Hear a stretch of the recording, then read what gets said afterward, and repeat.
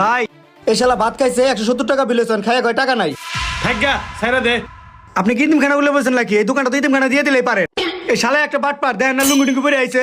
তুই বেশি কথা কইস না, আমি মানুষ চিনি, আমি বুঝবুনি, আমি মানুষ চিনি, ছাইরা দে। এবার যা যা। ভাই আমি অনেক ক্ষুধার্ত, ক্লান্ত হয়ে গেছি। আমারে যদি কয়টা ডাল ভাত খাইতে দিতেন, খাইয়া আপনার জন্য দোয়া করতাম ভাই। দেখছেন ভাই, এক বাটপার গেছে আর এক বাটপার হাজির। তুই বেশি কথা কস, এরে দেখে কি টাউট ডক্টর মনে হইতেছে? আপনার কি সমস্যা?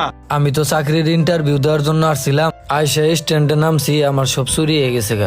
ভাই এভাবে চলতে থাকলে তো 2 দিন পরে এই হোটেল ইতিমখানা দান করে দেওয়া লাগবে। তুই আসলে বেশি কথা কস রুবেল ভাই। আপনি বসেন তো, মানুষ দেখেই বোঝা যায় কে টাউট কে বাটপা। এত মাতবরি করিস না, যা খাইতে দে। আর ভাব ধরেন না, চলেন এখানে বসেন। কি দিমু আপনারে? আমার তো আলসারের সমস্যা, আমারে যদি একটু গোস্ত ভাত দিতেন। হ্যাঁ, ভাত খাতে ভাত পায় না, হেরে দিমু এখন গুস্ত ভাত। বউ এই শহরে সবাই প্রফেশনাল। দাদা হাতেম তো হয়ে গেছে, আমগর বেতন দিয়ে পারে না ঠিক মতো। যারে না তারে দোকানে না খালি তারে খাওন দাও, তখন আর কম পড়ে না, আর ভাল লাগে না এসব।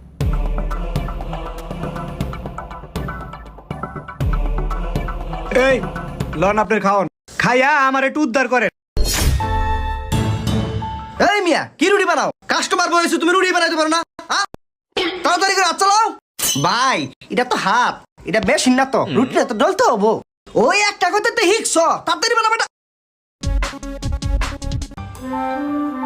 কি খাইছ?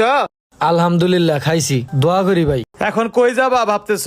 যার কাছে আসছিলাম তার সাথে তো যোগাযোগ নাই, যদি একটা থাকার ব্যবস্থা করে দিতেন। এই সাবধান, এদিকে আয়। জি দাদা। তুই একা থাকস না? ও দাদা। আজকে ওই যে ওরে নিয়ে থাকবি, নিয়ে যা ওরে। দাদা আমার ঘরে মোবাইল টাকা পয়সা আছে, আর এরা তো আমি ঠিক মতো চিনি না জানি না, যদি টাকা পয়সা মোবাইল লিয়া ভাগে। তোরে দেখাই আমার সন্দেহ হয়, আউট আউট লাগে। মানুষ আমি চিনি, যা বলছি তাই কর, ওরে নিয়ে যা। কোথ থেকে যে জুটে এইসব ঘাটের মরা এগুলা? ভাই একটু দাঁড়ান। ভাই অনেক উপকারিত করলেন, যদি 1000 টাকা দিতেন অনেক উপকার হইতো। ওই যে শুনেন। কি করবেন টাকা দিয়া? ভাই সকালে একটা ইন্টারভিউ আছে, যদি ওইখানে যাইতে পারতাম। দাদা টাকা দিয়েন না। তুই বেশি কথা কর সাবধান। আমার কথা তো দাম দিলেন না, পরে বুঝবেন ঠেলা।